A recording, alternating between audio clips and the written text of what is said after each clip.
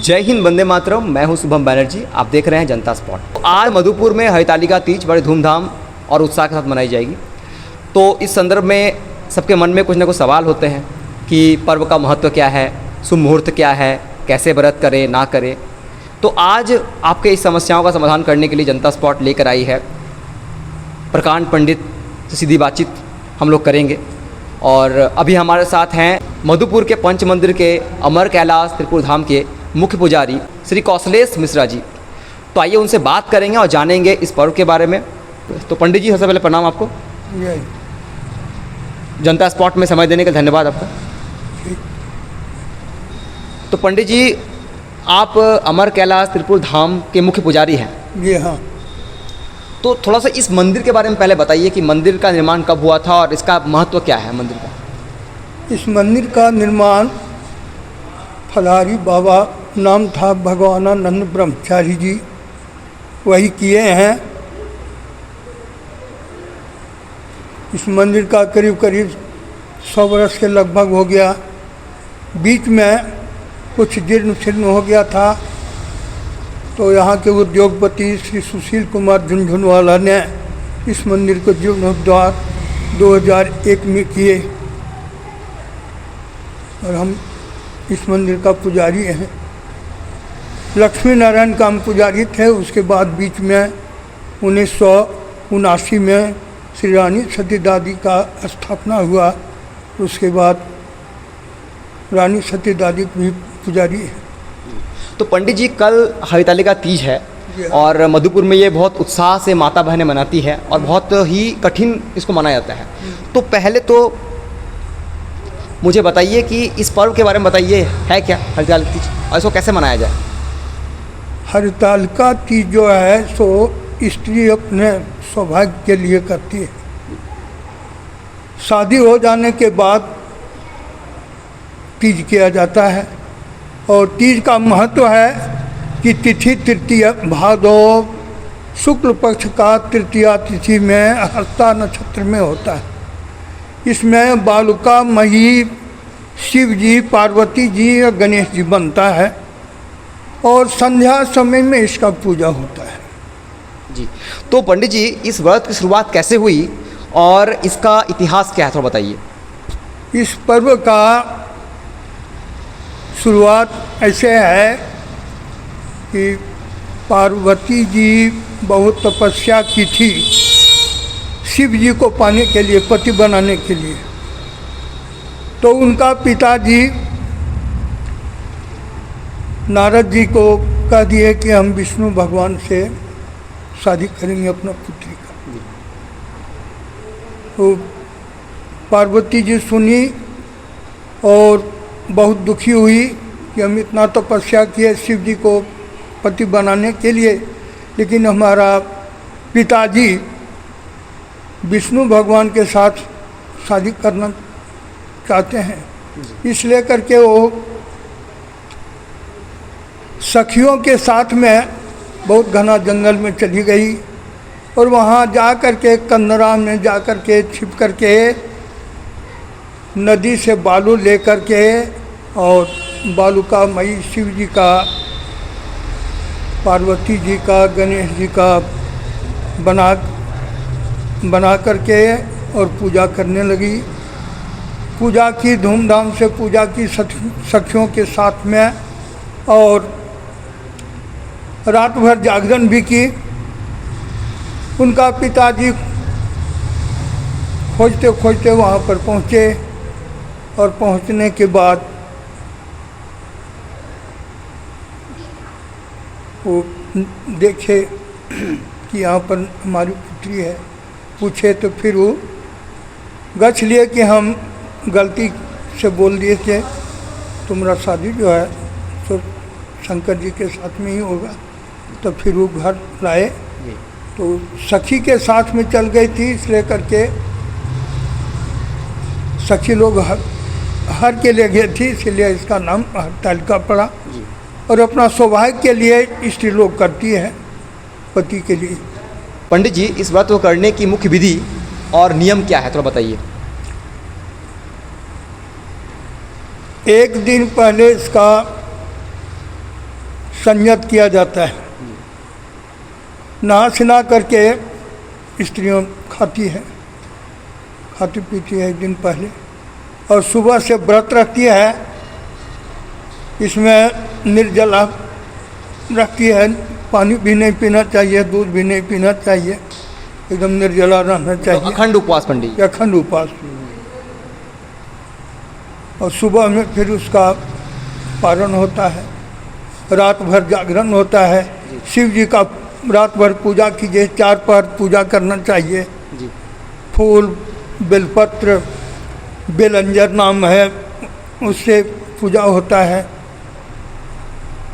और फल फूल, इस ऋतु का जो फूल है, जो फल है, वो अर्पण करना चाहिए। तो पारण में पंडित जी फिर स्त्री को क्या मतलब खाना चाहिए? तो पारण करती हैं तो फिर क्या खाना चाहिए? वही खाना में जो हो, नॉर्मल। हाँ, लवण। पंडित जी, महिलाएं इस जो व्रत करेंगी तो इसमें पूजा पाठ में कौन सामग्री का इस्तेमाल करना चाहिए? पूजा सामग्री रोली मोली, पंचामृत, फल फूल। तो मतलब इसका क्या फल मिलता है पंडित जी इस व्रत को करने वाले को, महिलाओं को क्या फल? इस व्रत को करने वाली स्त्रियां सौभाग्यवती होती है, अपना सौभाग्य के लिए करती है।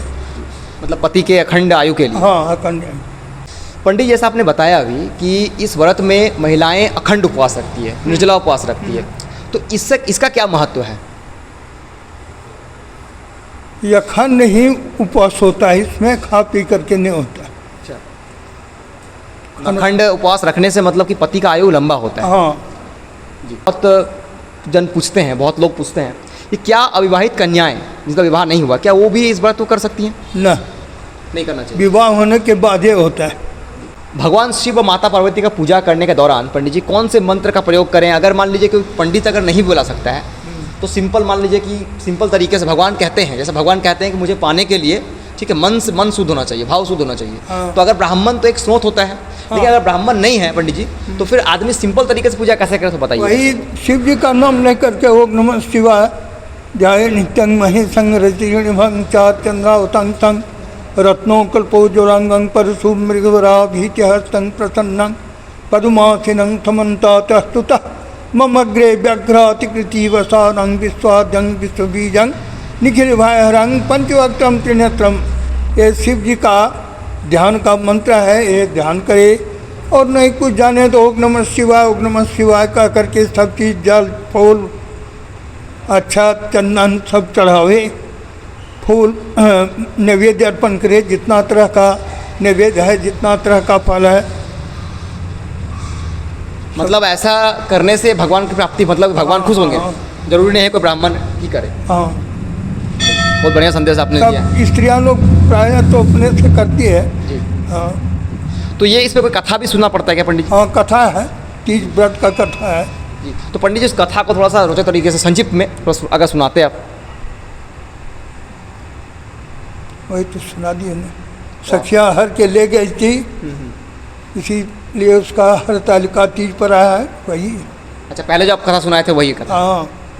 अच्छा पंडित जी, कई लोग ऐसे होते हैं जो अखंड उपवास नहीं कर सकते हैं, उनको समस्या बीमारी है, मान लीजिए, ठीक है, कुछ है, दवाई खाना पड़ता है ना। बहुत सारा आदमी कहता है कि यार हमको, मतलब बहुत सारे लोगों का कहना है कि उसको दवाई के बिना वो चलेगा नहीं, बाहर ब्लड प्रेशर हाई रहता है, तो वैसी महिलाओं के लिए क्या उपाय है फिर? लाचार में हो सकता है, कोई दिक्कत नहीं है। लाचार पूजा मानना है। करने के बाद जी मान लीजिए बिना पानी, जल ही जीवन है, जी।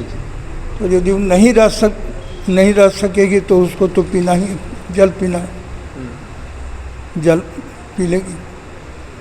खाने का नहीं, खाने का है ही नहीं, खाने से तो व्रत होगा ही।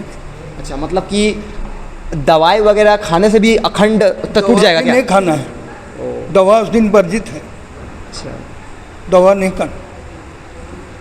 अच्छा पंडित जी, अभी जो वातावरण आप देख रहे हैं, अभी सनातन धर्म का जो ह्रास हो रहा है, मतलब आप देख रहे हैं किस प्रकार से मतलब लोग जो हैं, मतलब अधर्मिता बढ़ रही है समाज में, और अभी मंदिर आना भी आदमी कम कर दिया। आजकल सोचता है कि है ना, घर में ही मतलब पूजा हो जाता है। तो क्या मंदिर आने से ही पूजा होता है, घर से ही पूजा कर सकते हैं? इसमें आप क्या करना चाहेंगे? मंदिर आना जरूरी क्यों है? मंदिर में तो आत्मा को शांति के लिए लोग आता है, पूजा तो अपने से कहीं भी कर सकता है। जी जी। लेकिन मंदिर फिर वही बात है ना कि फिर मंदिर क्यों बनाया गया? मंदिर आने का कोई तो महत्व होगा। महत्व तो है, यहाँ विग्रह है, घर में इतना विग्रह नहीं मिलेगा। देखिए यहाँ लक्ष्मी नारायण है, रानी सती दादी हैं, हनुमान जी हैं, शंकर जी का परिवार है, घर में इतना संभव है क्या? इसलिए कर आइए, सबको दर्शन कीजिए, और आता है दर्शन करता है, इसीलिए मंदिर आता है। अच्छा पंडित जी, कुछ पढ़े लिखे हमारे जो मतलब विद्यार्थी हैं, कुछ पढ़े लिखे लोग हैं, वो सोचते हैं कि मंदिर आने से मतलब समय का बर्बादी होता है, ऐसा मानते हैं। आजकल युवा लोग हैं, सब मोबाइल में रील्स देख के बड़ा हो रहा है। तो अगर हम साइंटिफिक तरीके से, वैज्ञानिक तरीके से बात करें तो मंदिर आने का क्या फ़ायदा, ये बताइए। मंदिर आने से आत्मा का शुद्धि होता है, मन शांत होता है। घंटी बजता है, जहाँ तक उसका आवाज़ जाता है, जितना वहाँ का ये रहता है वो सब खत्म हो जाता है। आदमी को किसी तरह का बीमारी है वो भी खत्म होता मतलब है। आप कह रहे हैं कि जो घंटी बज के जो त्वरण होता है, उसका जो कंपन होता है, हाँ। उससे, हाँ सही, साइंटिफिक रिसर्च भी हुआ है, हाँ। उससे मतलब कि अच्छा प्रभाव पड़ता है। ये बोलना अच्छा चाह रहे हैं। प्रभाव पड़ता है घंटी से। शंख बजता है, शंख का ध्वनि से आदमी का दुष्प्रभाव खत्म होता है। जी। तो मतलब कि अगर आप मंदिर इस वजह से नहीं आना चाहिए, भगवान है, तो आप इस वजह से भी आ सकते हैं कि साइंटिफिक रीज़न है यहाँ पे। मतलब पंडित जी कहना चाह रहे हैं कि घंटी के आवाज़ से, शंख के आवाज़ के, आपके बॉडी में एक त्वरण होता है, एक कंपन होता है, जिससे आपकी कई बीमारियों का हल हो सकता है।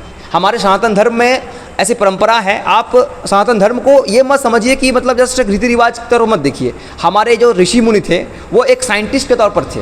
उन्होंने जो भी काम किया है, उनका एक, उनके जो भी नियम बनाए हैं, उन्होंने जो भी नियम बनाए हैं, उनका एक परंपरा है, एक उसका एक ट्रेडिशन है, और कहीं ना कहीं वैज्ञानिक कारण भी है।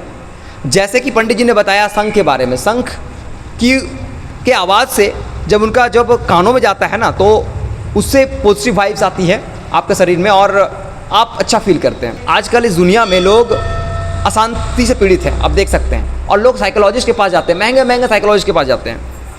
आज अगर आप आके मंदिर में 5 मिनट बैठें तो आप उस पैसे को बचा सकते हैं अध्यात्म की राह में।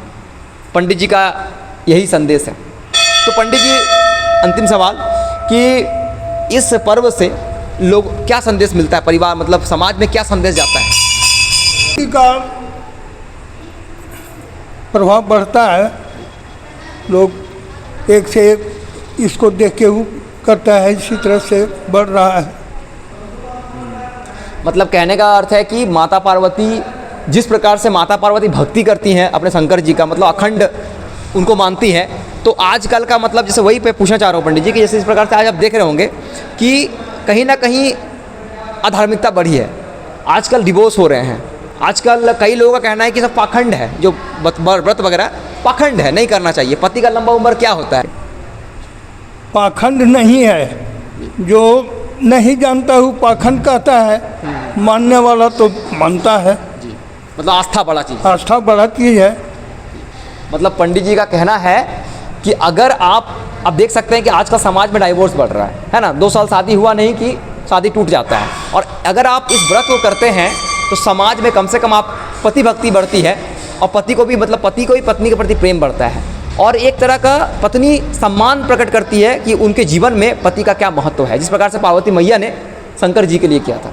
तो बड़ा अच्छा लगा पंडित जी आपसे बात करके, बहुत धन्यवाद जनता पर समय देने के लिए, और आज जनता को और हम लोग को भी बहुत कुछ सीखने का अवसर मिला। तो थोड़ा बता दीजिए कि ये मंदिर कहाँ है, अगर लोग दर्शन करने आएंगे, क्योंकि दूर दूर से लोग आपको देख रहे हैं, बताइए थोड़ा। ये मंदिर मधुपुर पंचमंदिर रोड में है। इसका नाम अमर कैलाश त्रिपुर धाम है। बहुत पुराना मंदिर है जी, सबको दर्शन करना चाहिए। हाँ, आखिर सबको दर्शन करना चाहिए, इससे आस्था बढ़ता है जी, और देख करके एक दूसरा भी आता है। तो पंडित जी, आप पूजा पाठ के साथ ज्योतिष वगैरह भी करते हैं क्या कुछ? हाँ, करते देखते भी हैं हैं? करते हैं। अच्छा जी, धन्यवाद पंडित जी बात करने के लिए। आपका भी बहुत धन्यवाद इंटरव्यू को देखने के लिए। आशा करता हूँ कि आपको कुछ अच्छा जानने और सीखने को मिला होगा, और सनातन संस्कृति के बारे में कुछ बातें क्लियर हुई होंगी। तो बने रहिए हमारे साथ, मिलते हैं अगले वीडियो में। कैमरामैन अनिकेत के साथ मैं हूं शुभम बनर्जी, आप देख रहे हैं जनता स्पॉट।